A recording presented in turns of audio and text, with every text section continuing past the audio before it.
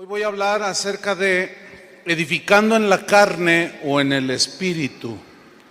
Los que estuvieron en la mañana van a captar un poco mejor este mensaje, ¿sí? Porque es como la continuación de la última enseñanza de hoy a mediodía, que se tituló Crucificando el Ego, ¿sí? Entonces vamos a hablar edificando en la carne o en el espíritu. Y vamos a leer Juan capítulo 3, versículo 6.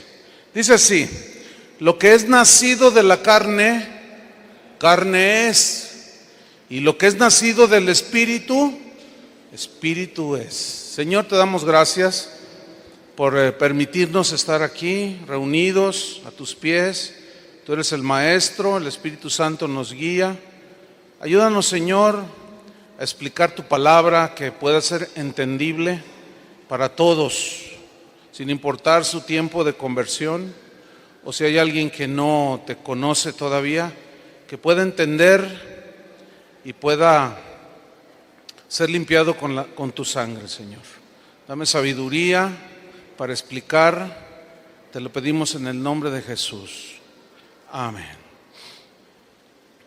Este versículo 3:6 es Jesús hablando, diciendo: lo que es nacido de la carne, carne es; lo que es nacido del espíritu, espíritu es. Hay un dicho popular que los dichos populares tienen cierta sabiduría, pero hay uno que dice que aunque la mona se vista de seda, mona se queda. ¿Dónde está? ¿En qué proverbio? Tiene su verdad. ¿Cómo compaginar lo que acabamos de leer? Lo nacido de la carne, carne es. Y lo nacido del espíritu, espíritu es. En Juan 6:63, Jesús da un discurso de que Él es el pan de vida, etcétera, y que el que no come su carne bebe su sangre, pero la gente no lograba entender. Entonces Jesús dijo, Juan 6:63, el espíritu es el que da vida, la carne para nada aprovecha. Esta frase, para nada aprovecha, significa que para nada es útil. Esa es la explicación que da el diccionario en griego. Para nada es útil, en nada es benéfico, para nada ayuda. En pocas palabras, todo aquello que nace de la carne, aunque parezca bueno, no sirve absolutamente para nada. En Romanos 8:7, Pablo lo dijo así: por cuanto los designios de la carne, designios significan pensamientos de la mente carnal, por cuanto los designios de la carne son enemistad contra Dios. Fíjate bien, todo pensamiento de nosotros que se contraponga al pensamiento de Dios, chocan, son enemigos. A eso se refería el Señor cuando dijo: porque mis pensamientos no son vuestros pensamientos, ni mis caminos sus caminos. Mis pensamientos son más altos que los suyos. Eso tenemos que entenderlo. Si yo entiendo que los pensamientos de Dios son más altos que los míos, pues entiendo que son mejores. Y hay de mí, y hay de cualquiera que tratara de decir: bueno, sí, Dios dice en su palabra, pero yo pienso que debería de ser así. No, olvídalo. Te estás metiendo en gravísimos problemas. Te estás metiendo en enemistad con Dios. Es lo que está diciendo aquí. Los designios de la carne son enemistad contra Dios. ¿Por qué? Dice ahí la respuesta. ¿Por qué? Porque no se sujetan a la ley de Dios. Es decir, no están a la par. Y el pensamiento humano quiere prevalecer sobre el de Dios. Y nos metemos en problemas. Pero termina el versículo 7 diciendo: porque no se sujetan a la ley de Dios. Y mira la frase: ni tampoco pueden sujetarse. Porque lo que es nacido de la carne, carne es. Ahora, dice la Biblia que nosotros, el que está en Cristo, ha crucificado sus deseos y pasiones en la cruz. ¿Qué significa esto? Que quedan sujetos nuestros pensamientos y crucificados en la cruz de Cristo, porque mis pensamientos humanos no son mejores que los del Señor.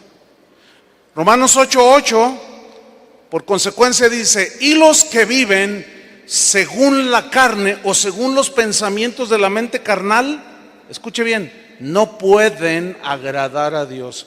¿Cuántos quieren agradar a Dios? Haga a un lado sus opiniones, haga a un lado sus sueños, haga a un lado sus visiones. Simplemente obedezca a Dios lo que dice su palabra.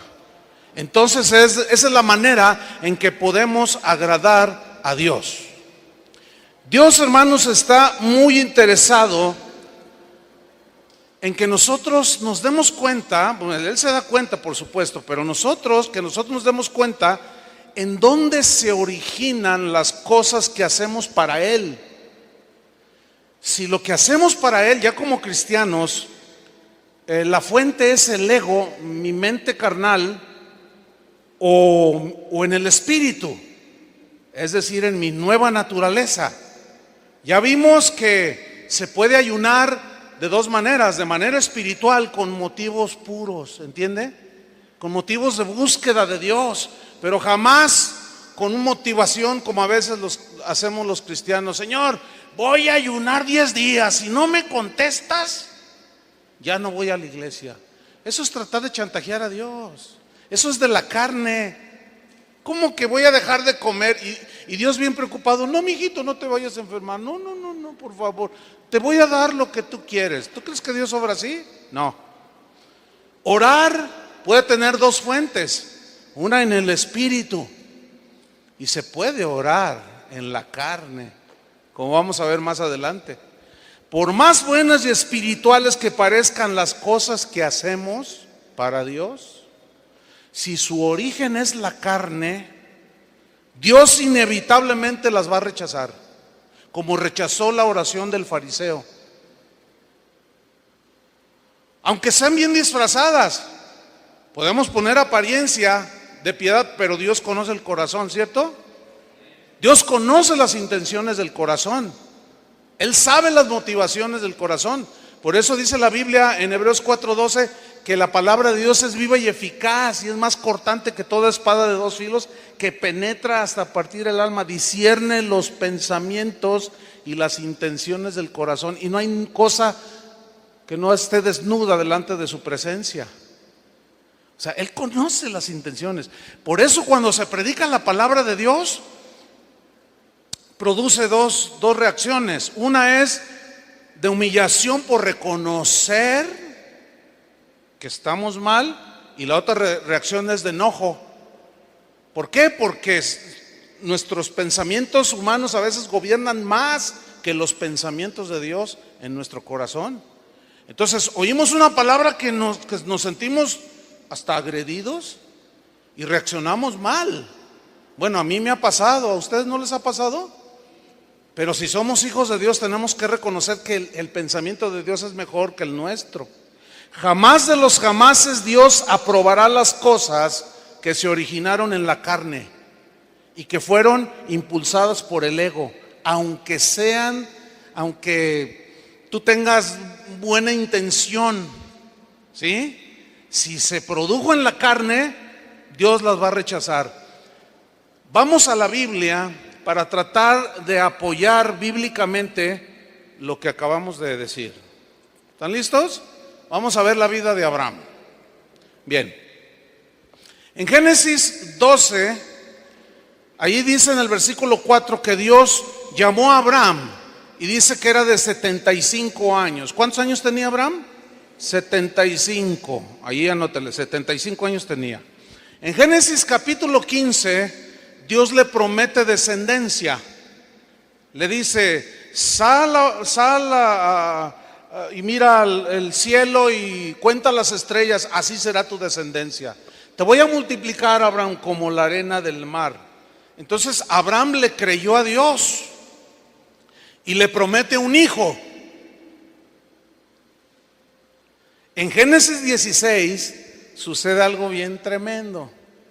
Pasaron 11 años Y la promesa de que Dios le iba a dar un hijo no se cumplía. 11 años. Esto es nada más para que corrijamos nuestro entendimiento y no seamos irrespetuosos delante de Dios, y los que predicamos la palabra no enseñemos cosas como le voy a dar 10 pasos para que sus oraciones sean contestadas sí o sí en 3 días.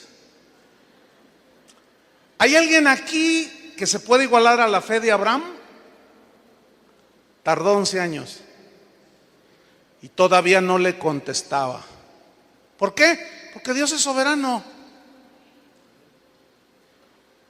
Y dice la Biblia en Hebreos que a través de la fe y la paciencia heredamos las promesas.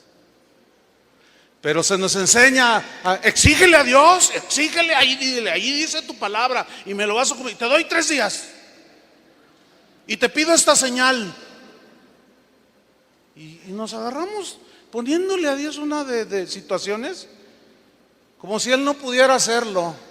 Pero generalmente cuando hacemos eso no lo hace, porque Él es el Señor, Él es el que manda, ¿no? Bueno, pasan 11 años y sucede algo, se desesperan. ¿Has sentido una vez la desesperación porque tus oraciones no son contestadas? Cuidado. Cuidado, ¿por qué? Porque es el momento propicio para cometer grandes errores.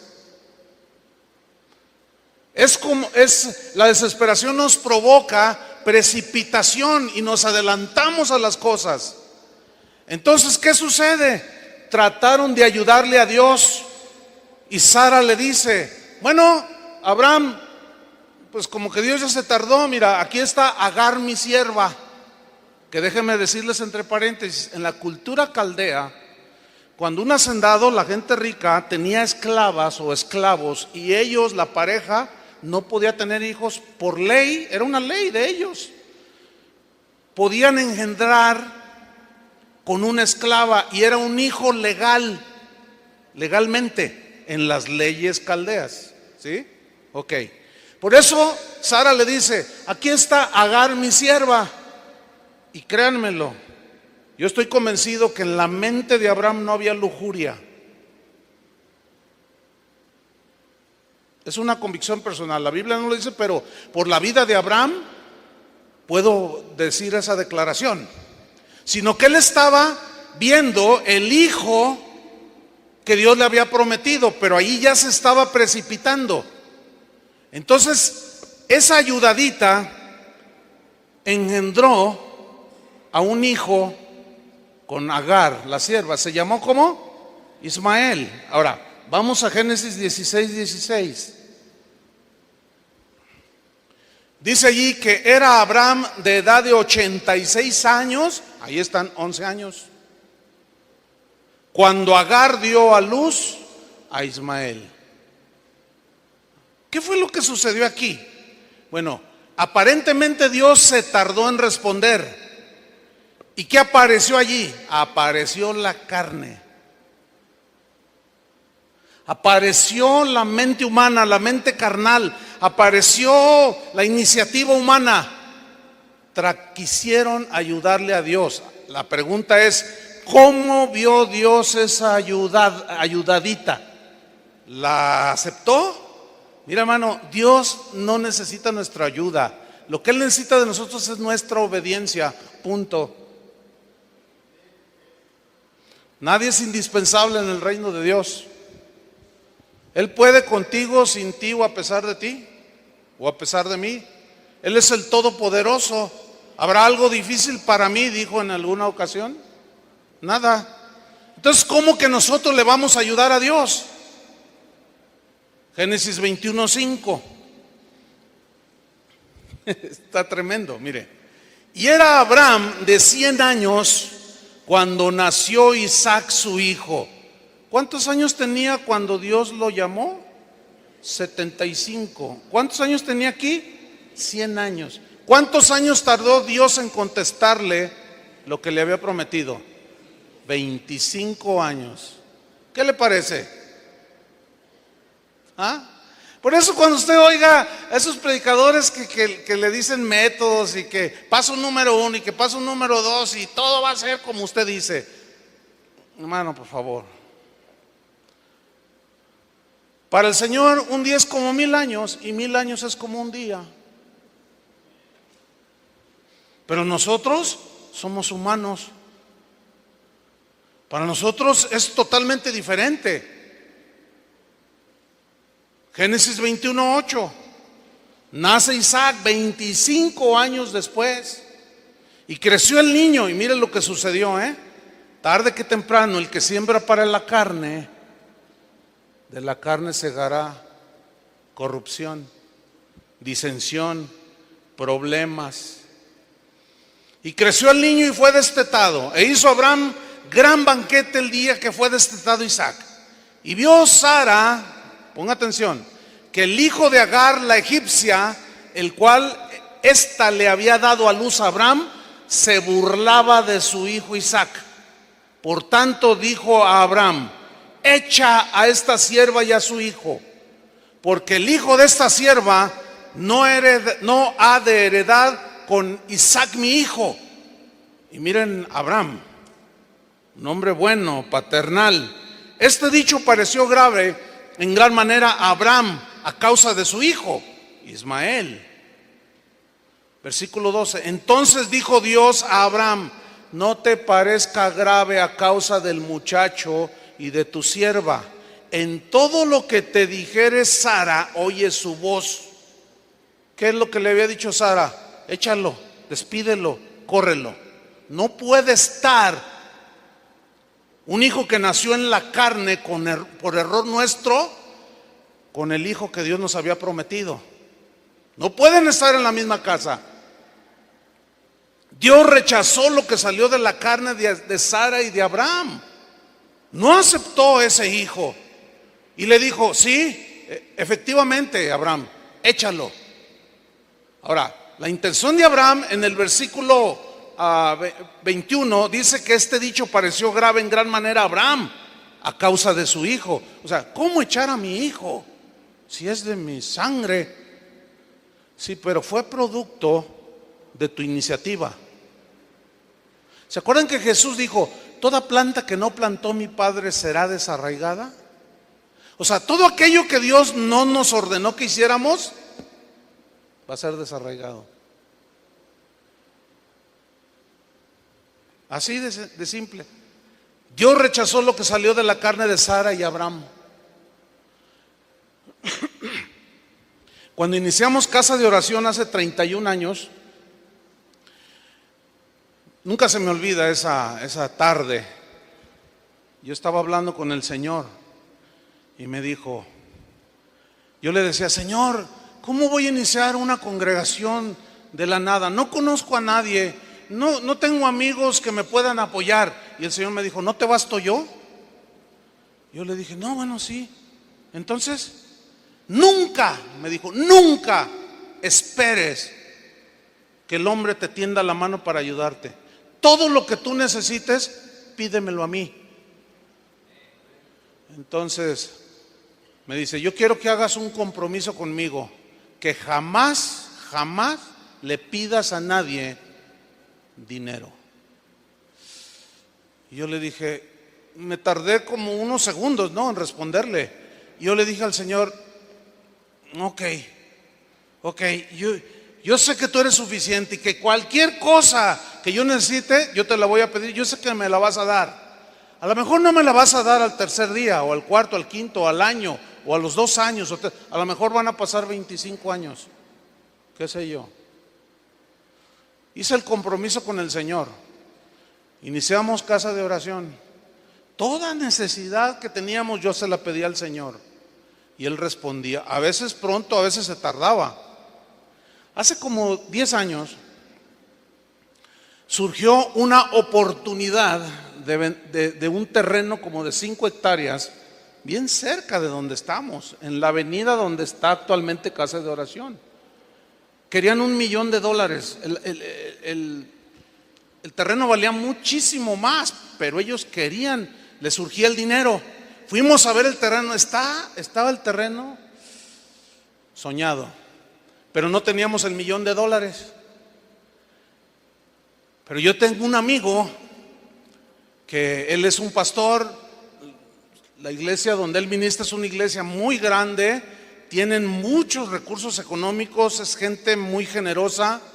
Su presupuesto para misiones es de $12 millones al año para misiones. Entonces este pastor siempre me decía: Chuy, cuando necesites algo de dinero, nada más dime, no te la pienses, mira, con todo gusto te prestamos 2, 3, 4, 5 millones de dólares, nos los vas pagando como puedas, y no te vamos a cobrar interés. Y cuando estábamos viendo el terreno, no teníamos el $1,000,000, empezó a trabajar mi mente. Dije: yo tengo un amigo.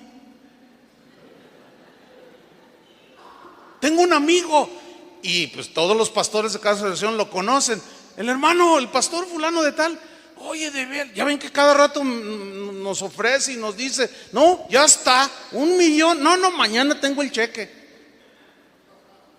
Amanece al siguiente día y estoy ahí ya preparando para salir, y yo iba de mi oficina a llamarle, y estoy peinándome en el espejo y me habla el Señor: así es que tú le vas a pedir $1,000,000 al pastor.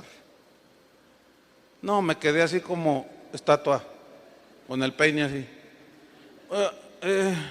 Dice: ¿ya se te olvidó el compromiso que hiciste conmigo? Yo le dije: Señor, ay Señor. Entonces no quiero que compres ese terreno.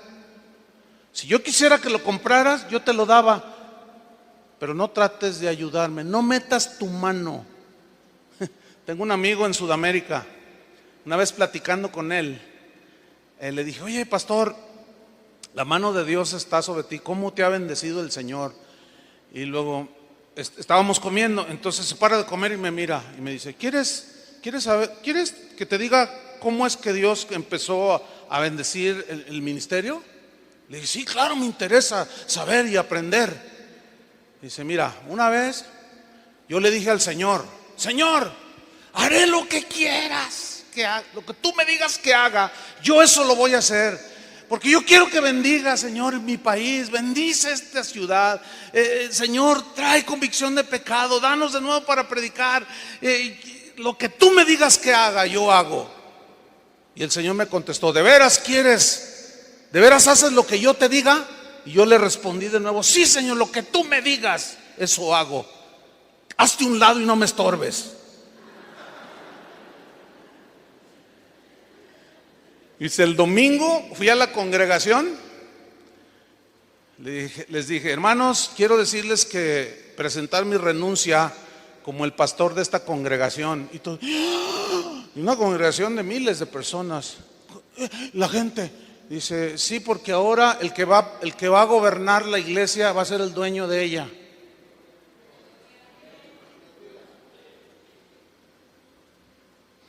Un ministerio tremendo. Así es que no trates de ayudarle al Señor. Hazte un lado. No trates de, cuando tu mente natural empieza a querer trabajar, hazte un lado.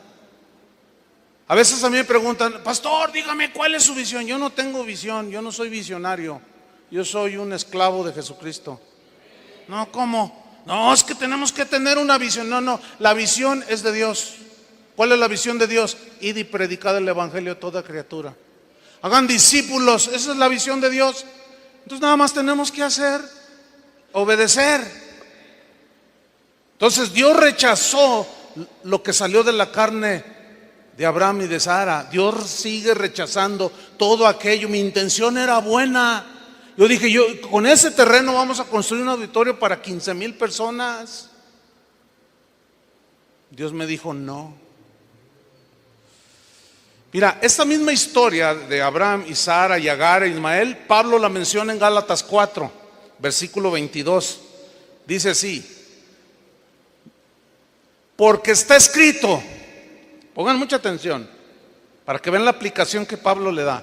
Porque está escrito que Abraham tuvo 2 hijos, Uno de la esclava, que era Ismael, y el otro de la libre, de la esposa legítima, de Sara. Versículo 23. Pero el de la esclava, subrayenlo, nació según la carne. ¿De dónde salió, de dónde surgió el ministerio que tú estás ejerciendo? Es una pregunta bien fuerte, ¿eh? ¿De dónde salió? ¿De dónde salió el proyecto en el que tú estás envuelto para hacer las cosas de Dios? ¿De dónde salió?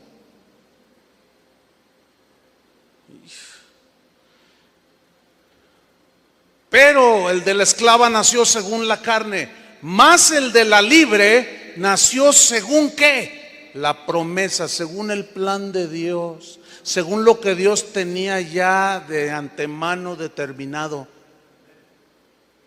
Versículo 28, así que, Gálatas 4:28, así que hermanos, nosotros, dice, como Isaac, somos hijos de la promesa. Pero mire el 29, pero como entonces el que había nacido según la carne perseguía, hostigaba, se peleaba, no había amistad,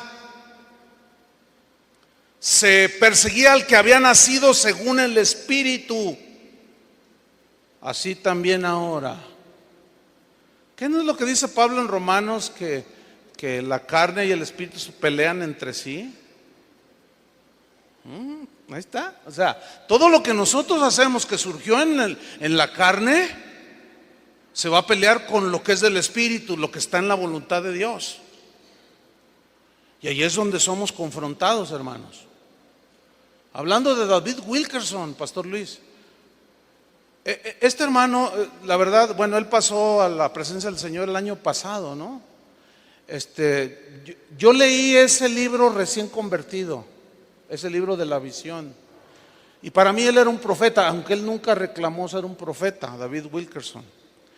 Él, en una ocasión, él se puso a construir un complejo impresionante y juntó millones de dólares. Y dice, él cuenta que un día Dios le dijo: David, ¿cuándo te dije yo que hicieras eso? Señor, es para tu gloria, yo nunca te pedí que hicieras eso. Señor, perdóname. Era un hombre bien humilde, ¿eh?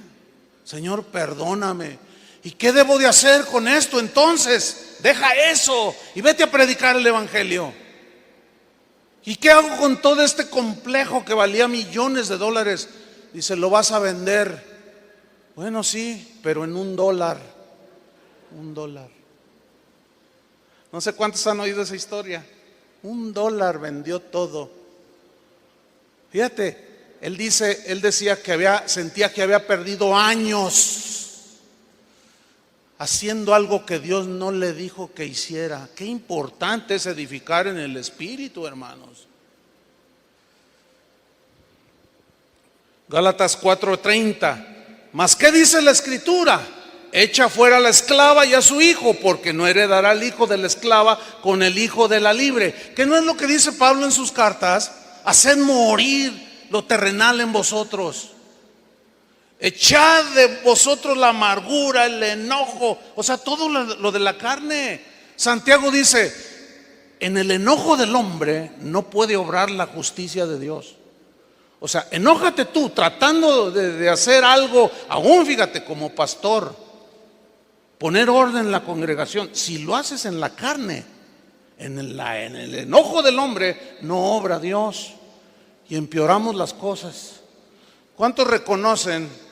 Yo soy el primero en hacerlo, pero ¿cuántos más reconocen, o a lo mejor estarán a punto de darse cuenta que algunas cosas que hicieron tuvieron origen en la carne? Eso no va a tener fruto. Eso lo vas a tener que vender en $1. Vas a tener que echar eso y dejarlo. Pero era mi sueño. Es que yo fui a una conferencia donde me dijeron, sueña grande. Todavía no despiertas de ese sueño. Los que sueñan mucho es porque duermen mucho.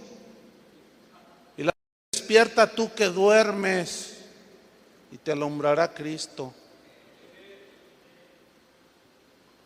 Las consecuencias de esta historia de Ismael e Isaac, las consecuencias las vemos hasta el día de hoy, hermanos. Por miles de años ha habido guerra entre los árabes y los judíos hasta el día de hoy, ¿sí o no?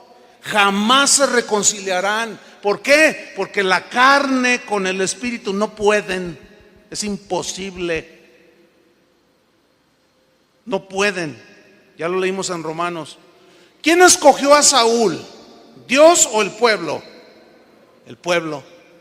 ¿Quién escogió a David? ¿El pueblo o Dios? Oh, qué diferente. Señor, danos un rey como todas las naciones. ¿No les basto yo? Es que queremos como todas las naciones. Queremos un rey. Insistieron. Pues escójanlo. Y miran qué inteligentes, qué sabios para escoger. Escogieron al peor. Es que estaba grandote, pero era bien cobarde. Cuando salió el gigante se escondía atrás de la gente.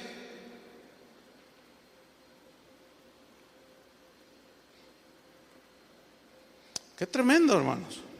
Qué importante es edificar en el espíritu y no en la carne. Primera de Corintios 3, versículo 10.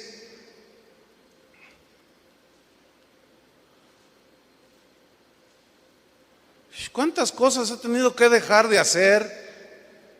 Miren, en el año, mientras buscan Primera de Corintios 3:10, en el año 83 comenzó a estar en auge lo de las células de Paul Yonggi Cho, y que tenía 1 millón de personas y todos nos apantallamos, ¿no?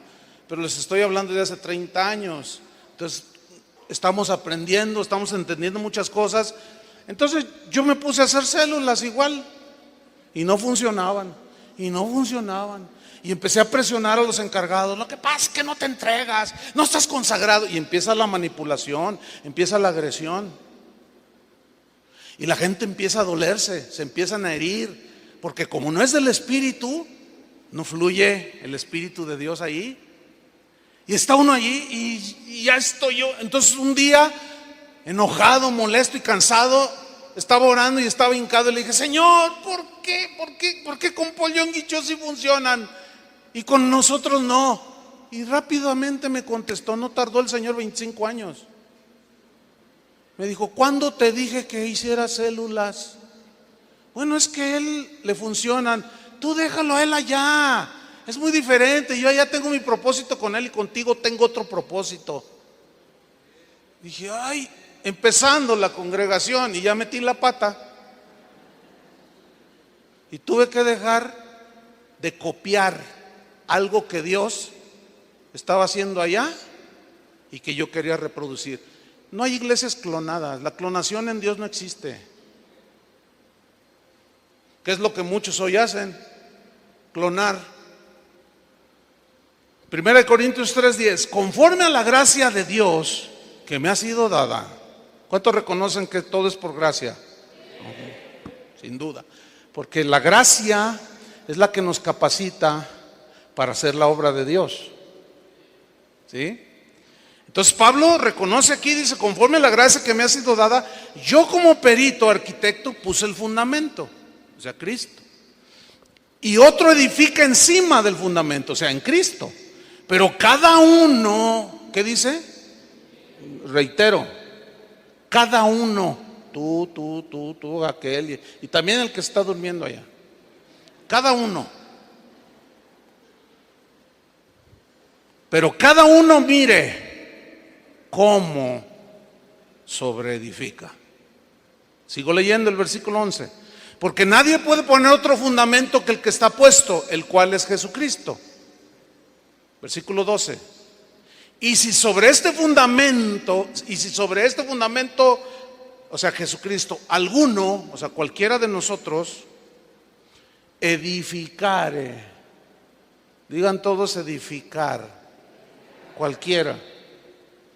Fundamento es Cristo y edificamos sobre Cristo. Porque se acuerdan que él dijo que el que me oye y hace mis palabras es como un hombre prudente que edificó su casa sobre la roca. Y vinieron vientos y dieron con ímpetu aquellos ríos, aquellos huracanes. Dieron con ímpetu contra aquella casa y no cayó, porque estaba fundada sobre la roca. Tenía fundamento.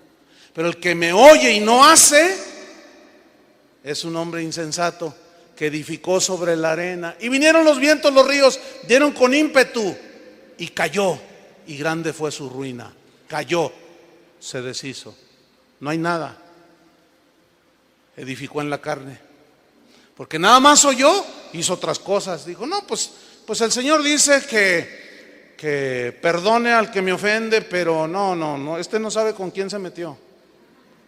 Soy cristiano, soy manso, pero no menso. Y empezamos con nuestras tonterías, con nuestra carnalidad.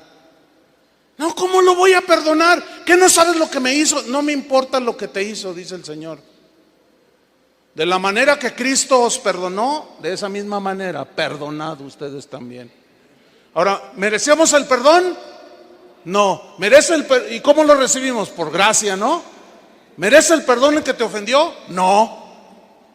Pero por gracia que tú recibiste, tú lo perdonas. No, pero no, a mí no me gusta esta congregación. Pues que te vaya bien. ¿Así?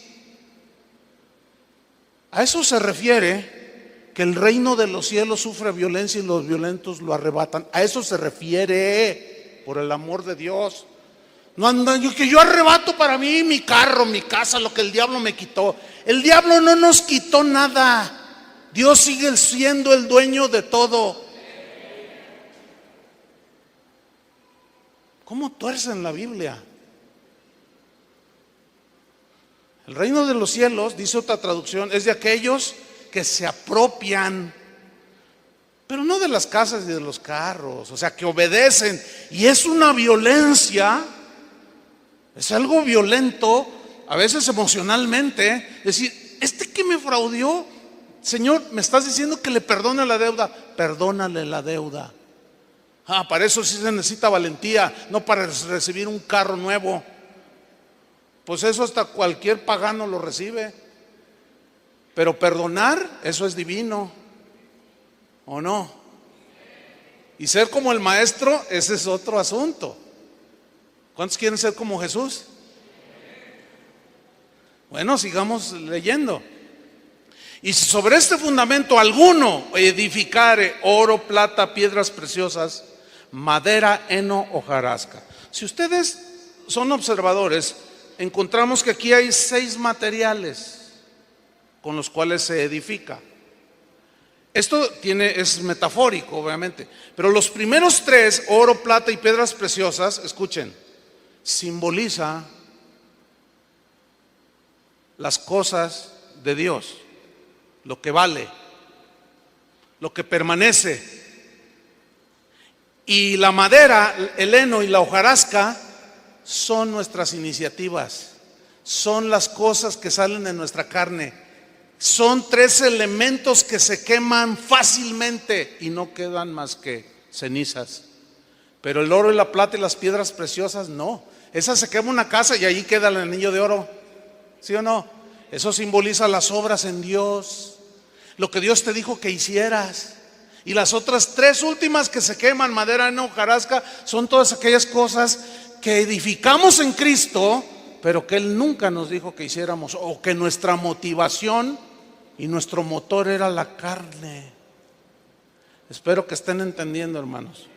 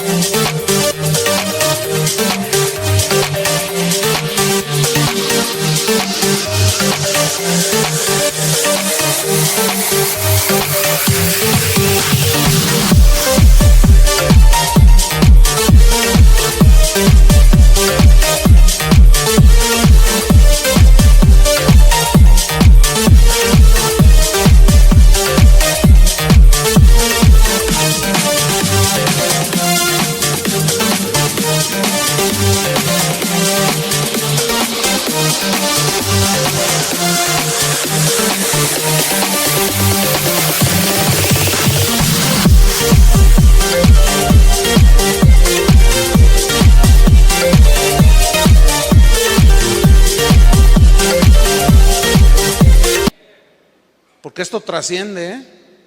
¿Hasta dónde? Vamos a ver. Versículo 13. La obra de cada uno, subrayo de nuevo, de cada uno. Es que yo fui a ayudar a los hermanos del terremoto. Yo fui a ayudar. No, qué bueno, gloria a Dios. Pues también lo hacen los topos de aquí del DF. ¿Y qué? ¿Se ganan el favor de Dios? No. El asunto es este. El asunto no es tanto si ayudar o no. El asunto es la motivación, ¿de dónde salió?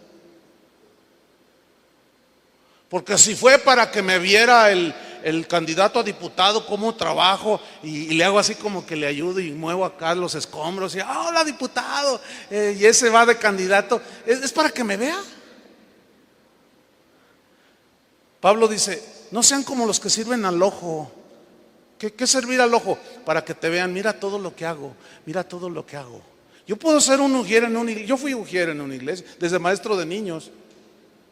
Como maestro de niños se puede tener motivaciones incorrectas, nacidas de la carne. Como ujier y aún como pastor, ¿eh? Entonces, esto que estamos compartiendo hoy es muy importante. No sé cómo lo vean, no sé si lo alcanza a percibir así. Porque miren lo que dice en el versículo 13: la obra de cada uno se hará manifiesta, o sea, se revelará, saldrá a la luz, porque el día la declarará, pues por el fuego será revelada. Y la obra de cada uno, cual sea, el fuego ¿qué?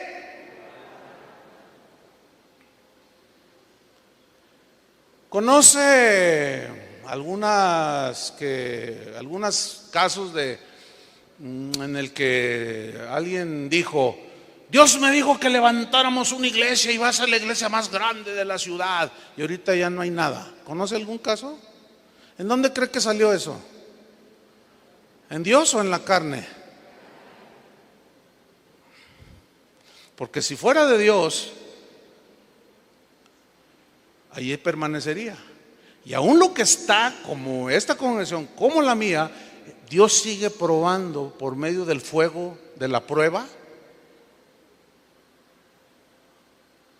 lo que es de Él, lo que edificamos en Él, con la iniciativa de Él, con la orden de Él. Eso es lo que va a permanecer, hermanos.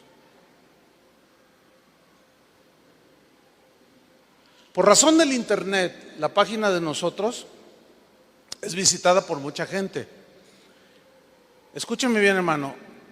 Recibimos, de cuando pusimos la página en internet hace como 5 años, 6 años, hemos recibido como entre 12,000 a 15,000 solicitudes de iglesias que se quieren afiliar a Casa de Oración, que les demos cobertura.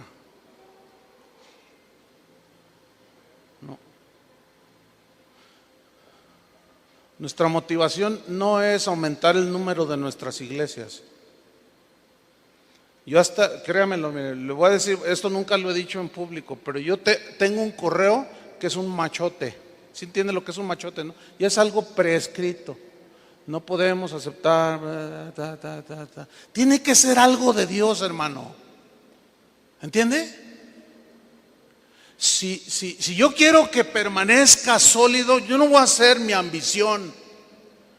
Hay quien anda nada más viendo a ver a quién le da cobertura por ya tengo 1,500 iglesias. Tienes 1,500 dolores de cabeza más.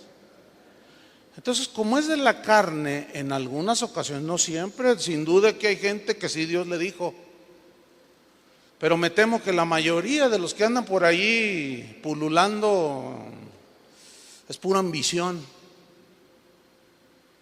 y no nació de Dios. Y te ofrezco mi cobertura, pero me vas a tener que dar de entrada 10,000 pesos. Y te cobran todo. Y una mensualidad. ¿Será una motivación correcta? A ver, díganlo con convicción. Claro que no. Pero el fuego de la prueba va a probar todo. Yo podría dar nombres. ¿Y dónde está fulano? ¿Y dónde está sultano? ¿Y dónde está el ministerio de Perengano? ¿Y dónde está? ¿Dónde está? ¿Dónde está? Ya no está. Se acabó todo. Ahora fíjate lo que dice en el versículo 14. Si permaneciere la obra de alguno que sobreedificó, recibirá ¿qué? Recompensa. ¿Ven cómo trasciende? Aquí el Señor está hablando de recompensa por haberle obedecido y hacer lo que Él nos dijo que hiciéramos, no lo que hicimos en nuestra carne. Ahora fíjate el versículo 15. Si la obra de alguno se quemare, refiriéndose a leno, madera, hojarasca, lo que es de la carne, él sufrirá pérdida. ¿De qué? Del galardón, de la recompensa. Si bien él mismo será salvo, aunque así como por fuego. O sea, va a llegar con las manos vacías. Qué tremendo, ¿no? Yo no sé hasta dónde alcance usted a entender al punto donde vamos, pero es trascendental, hermano. Esto a mí me lleva a hacer algo que a través de los años, pues con la gracia de Dios, todavía sigo aprendiendo. Yo no muevo un dedo si no estoy seguro que es la voluntad de Dios. No. Me he equivocado muchas veces. Sin duda seguiré cometiendo errores. Somos humanos. ¿Estamos? Pero hay de errores a errores, ¿eh? Este de Abraham y Sara fue un gravísimo error. Y Dios se sentía satisfecho de Abraham. Le llamó mi amigo. Sin embargo, a pesar de ser su amigo, precisamente Dios sí sabe ser un buen amigo. Un buen amigo no es aquel que solapa nuestras malas acciones. Un verdadero amigo es el que te dice la verdad. Hay que saber ser buenos amigos. El concepto de amistad está torcido, distorsionado. Ay, ¿por qué le dijiste a mi esposa? Yo creía que eras mi amigo. Es que yo te lo dije y porque soy tu amigo te lo digo. Me traicionaste. Esa no es traición. ¿Entendieron eso? Aunque parece como que me desvié del tema un poco, pero a lo mejor por ahí anda alguno diciendo eso, no lo sé. ¿Por qué juzga Dios tan drásticamente las obras de la carne, hermanos? ¿Por qué? Romanos 7:18 dice: y yo sé que en mí, esto es, en mi carne no mora el bien. Todo lo que produce la carne, aunque parezca bueno, proviene de la naturaleza humana caída que está contaminada con el pecado. Mientras no entendamos esto, hermanos, vamos a seguir confiando en métodos humanos, métodos, estrategias que nacieron en la mente humana, en la carne, filosofías humanas, consuelo humano, intenciones que vienen de nuestra carne. Si persistimos en esto, no olvidemos que el fuego de Dios destruirá todo lo que se originó en la carne, para que cuando se dé, dale gracias a Dios, porque te está mostrando, así como le dijo a Abraham: Señor, ¿cómo que echa, amigo? Échala con todo y su hijo afuera. Dice que lo echó, y Sara, Agar e Ismael salieron, y Dios en su misericordia los sustentó. ¿Se acuerdan? Porque era un ser humano. Pero las consecuencias de su error de obrar en la carne siguen hasta el día de hoy, después de miles de años. Una vez me regalaron, van 2 veces que nos regalan un viaje a Israel pagado, todo pagado. Oh, pues qué suave, ¿no? A la gorra no hay quien le corra, dicen por ahí, ¿no? Y las 2 veces, hermano, se ha frustrado 1 o 2 días antes. ¿Por qué? Pues se agarraron a bombazos allá los medios hermanos. Fíjate, hasta a mí me afectó ya. No, qué injusto es eso. Qué injusto es eso. Gálatas 6, 7 y 8 dice: no os engañéis, no os engañéis.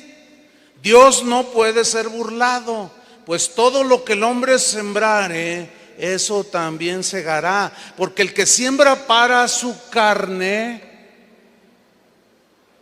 de la carne segará corrupción, mas el que siembra para el Espíritu, del Espíritu segará vida eterna, o sea, la bendición de Dios. ¿Se acuerdan de Santiago 4:1?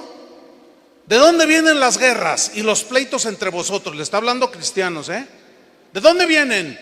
¿No es de vuestras pasiones, las cuales combaten en vuestros miembros? Ahí está. ¿Qué debemos hacer con nuestras pasiones? Crucificarlas. Si te ofendieron, perdonar. Si te defraudaron, perdónale también, etcétera. Versículo 2: codiciáis y no tenéis, matáis, ay Dios, y ardéis de envidia y no podéis alcanzar, combatís y lucháis, pero no tenéis lo que deseáis porque no pedís, o sea, porque no le pides a Dios, no oras. Y luego mira el versículo 3: pides, pedís y no recibís, porque pedís mal para gastar en vuestros deleites. ¿Ven cómo la oración puede tener motivos de la carne? ¿Lo están viendo o no? Oh, almas adúlteras, eso está fuerte. Eso está fuerte. Oh, almas adúlteras, dice Santiago, ¿qué no sabéis que la amistad del mundo es enemistad contra Dios? Cualquiera pues que quiera ser amigo del mundo se constituye enemigo de Dios. Si yo meto al mundo a la iglesia, me hago enemigo de Dios. Jesús dijo: ustedes son luz del mundo, pero el mundo ahora es luz de la iglesia, porque estamos haciendo dentro lo que ellos hacen allá afuera. Ya bailamos, ya hacemos de todo. No estoy hablando de danzar, es otra cosa. Pero ya le entran al baile, pero sí que, y hasta se dan vueltita y se menean, pero no, pues es que somos libres en Cristo. No uséis la libertad para ocasión de la carne, dijo el apóstol. Todo aquello que produce sensualidades de la carne. Como una vez uno dijo: pastor, ¿qué tiene de malo ir a un antro? Yo no tomo, no fumo, estoy ahí nada más. Ay, no inventes.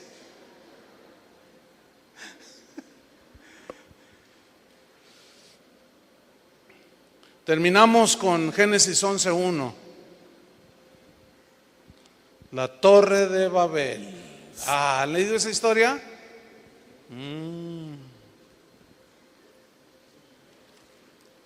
¿Qué viene a su mente con la historia de la Torre de Babel? ¿Qué viene a su mente?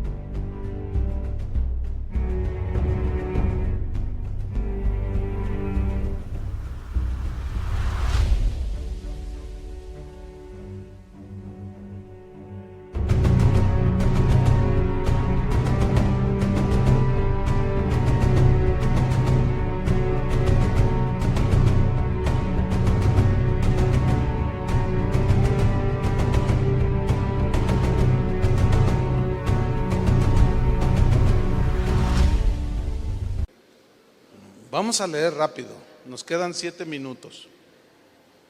Génesis 1:1. Tenía entonces toda la tierra una sola lengua y unas mismas palabras. Había unidad. Sigamos adelante. Aconteció que cuando salieron de oriente, hallaron una llanura en la tierra de Sinar y se establecieron allí. Versículo 3, ponga atención. Y se dijeron unos a otros. Hablaron entre ellos: nunca le preguntaron a Dios. ¿Me está siguiendo? Se dijeron unos a otros: vamos, hagamos ladrillo y cozámoslo con fuego. Y les sirvió el ladrillo en lugar de piedra y el asfalto en lugar de mezcla. O sea, ya no lo natural, sino lo que ellos estaban inventando para construir. Y dijeron: vamos, miren lo que dijeron, edifiquémonos. ¿Se acuerdan de Nabucodonosor? Ay, qué historia, ¿no? Oh, esta es la gran Babilonia. Mira, es la que yo edifiqué para la gloria de mi majestad, para mí. Qué ego, ¿no? Y vino del cielo una voz: serás como una bestia. Y perdió la razón. Pero mi razón me fue de vuelta, dijo Nabucodonosor, cuando alcé mis ojos al cielo y dije: tú gobiernas, Señor, tú haces como quieres, neciamente hice. Y le fue de vuelta la gloria. Dijeron: vamos, edifiquémonos para nosotros una ciudad. ¿Qué tiene de malo edificarnos para nosotros una ciudad? Pues aparentemente nada, ¿no? Dice: y una torre cuya cúspide llegue al cielo. Esta frase en el hebreo da la idea de para buscar a Dios. Se ve espiritual, ¿no? Una torre cuya cúspide llegue hasta el cielo y estar más cerquita de Dios allí, que nos sirva para buscar a Dios. La torre de oración. Y luego mira lo que dice: y hagámonos. ¿Se fijan cómo es nosotros? Cosamos, hagámonos, edifiquémonos, hagámonos un nombre.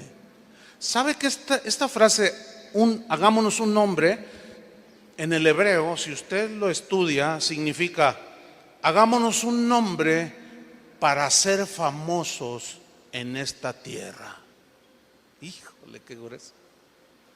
Para tener fama, para que la gente diga: wow, estos son los constructores de esa gran torre, nosotros somos. Dame tu autógrafo, ¿no? ¿Qué ve aquí? Pura carne, hermanos. ¿Sí o no? Y estamos en Génesis 11, o sea, no está muy alejada de Génesis 3 cuando la caída del hombre, pero ve cómo se empiezan a alejar de Dios. Dice: hagámonos un nombre, hagámonos famosos, por si fuéramos esparcidos sobre la faz de toda la tierra. ¿Sabe qué significa esto? Para que cuando nos vean los demás digan: este es el de los constructores. Venga, bienvenido. Versículo 5: y descendió Jehová para ver. Ay, hermano, esto me da miedo a mí. Que Dios descienda para ver lo que estoy haciendo. Y descendió Jehová para ver la ciudad y la torre que edificaban los hijos de los hombres.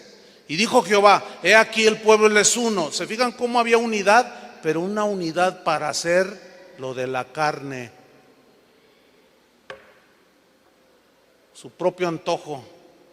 Esa no es la verdadera unidad. Y dijo Jehová: aquí el pueblo es uno, y todos estos tienen un solo lenguaje, y han comenzado la obra, y nada les hará desistir ahora de lo que han pensado hacer. Pensaban hacerse famosos, ricos, respetados, todo eso. Versículo 7: ahora pues descendamos y confundamos allí su lengua, para que ninguno entienda el habla de su compañero. Ustedes saben que Babel significa confusión. Así los esparció Jehová desde allí sobre la faz de toda la tierra, y dejaron de edificar la ciudad. ¿Por qué Dios no permitió eso? Porque no era su voluntad. Tuvieron que dejar de edificar. Aquello quedó en escombros. Por esto fue llamado el nombre de ella Babel, porque allí confundió Jehová el lenguaje de toda la tierra, y desde allí los esparció sobre la faz de toda la tierra. Concluimos. El Espíritu Santo, hermanos, siempre nos guiará a la cruz. Siempre, siempre, siempre. Siempre nos guiará a la cruz para hacer morir las obras de nuestra carne. Siempre. Muchos enseñan el día de hoy cómo obtener los deseos de tu carne. Te hablan de carros, casas, pero la cruz te enseña a morir a tus deseos. A eso se refirió Jesús: el que no toma su cruz cada día y se niega a sí mismo, no puede ser mi discípulo. Hoy te enseñan cómo hacer que tus sueños se hagan realidad, pero la cruz mata tus sueños.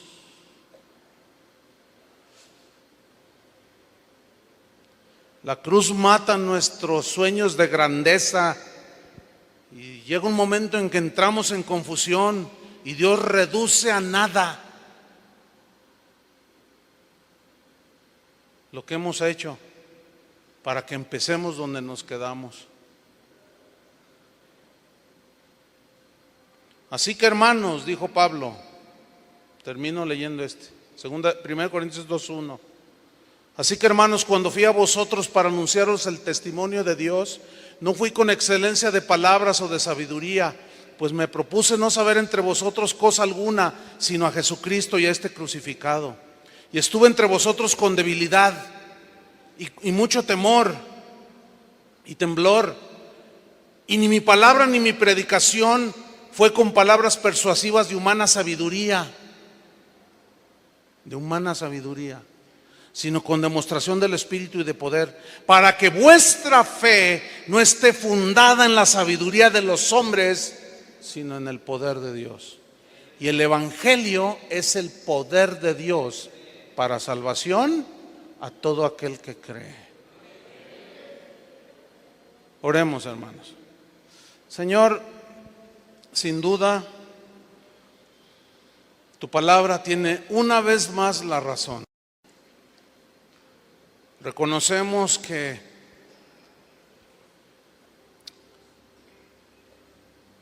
en algunos momentos nos puede hacer sentir incómodos. Podemos sentirnos incluso ofendidos, pero esa es la evidencia de que estamos caminando en nuestros propios caminos, que estamos siguiendo la propia intención de nuestro corazón, que es perverso más que todas las cosas.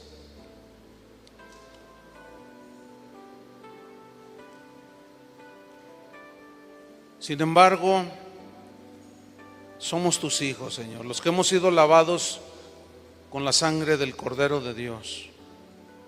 Pero una de las verdades de la Biblia es que seguiremos batallando en nuestra alma, en nuestro corazón, con las pasiones, con los deseos, con las cosas de la carne. Pero cuando empezamos a caminar en tus caminos, Señor, del Espíritu, de la nueva naturaleza, surgen genuinos deseos de servirte, porque tu palabra dice que el que empezó la buena obra la terminará, y que Dios mismo, tú mismo pones el querer como el hacer por tu buena voluntad. Y ahí está una vez más, tú eres el que pone el querer. Que sea, Señor, el querer del Espíritu en nuestro espíritu para hacer tu voluntad. Pero no solo pone en nosotros el querer, sino el cómo hacerlo. Y ahí es donde entra la gracia que nos capacita. Eso fue lo que entendió el apóstol Pablo. Por eso ahora me gozo en mis debilidades. Ya no confío en mis recursos o en lo que yo pueda ganar, obtener o tener. Todo eso lo tengo por basura. Y ahora ya me gozo en mis debilidades, porque cuando soy débil, cuando hago a un lado todos mis proyectos, mis anhelos humanos de la carne, es que entonces empiezo a ser fuerte y empiezo a edificar en el Señor, con oro, plata, piedras preciosas, que son los elementos que hablan de las obras en Dios, con motivación pura que viene de Dios, con intención limpia que produce el Espíritu de Dios en los hijos de Dios. Señor, que cada uno de nosotros seamos nobles de corazón y pasar por decirlo así, por el escáner de tu palabra, Señor, para que podamos ver que lo que estamos haciendo, aún cosas buenas, pero que la motivación es carnal, que va desde estudiar la misma Biblia. ¿Por qué la estoy estudiando? ¿Para conocerte más o para dar buena impresión a la gente que sí sabemos? Eso puede producir lo que dice tu palabra: el conocimiento envanece, pero el amor edifica. No que no busquemos el conocimiento, sino que revisemos la intención del corazón, del por qué hacemos lo que hacemos. Porque sin duda el fuego de la prueba vendrá y probará lo que hemos hecho. Si edificamos en Cristo, si edificamos con limpieza de corazón, con motivaciones correctas del Espíritu, eso va a permanecer. Otras cosas se van a venir abajo. Perdónanos, Señor. Ayúdanos a edificar en el Espíritu. Lo que nos quede de vida en esta tierra, Señor, danos sabiduría, danos discernimiento para darnos cuenta en dónde se origina este proyecto, esto que quiero hacer. Si tú lo estás ordenando o es una iniciativa mía, o lo estoy haciendo como yo quiero, aunque sea una iniciativa tuya, pero ¿cómo lo estoy haciendo yo? Ayúdanos, Señor. Ten misericordia de nosotros, porque sin duda tú desarraigarás todo aquello que el Padre no plantó. En el nombre de Cristo Jesús, danos la gracia para edificar en Cristo, para edificar en el Espíritu. Te lo pedimos, Padre, en el nombre de Jesús.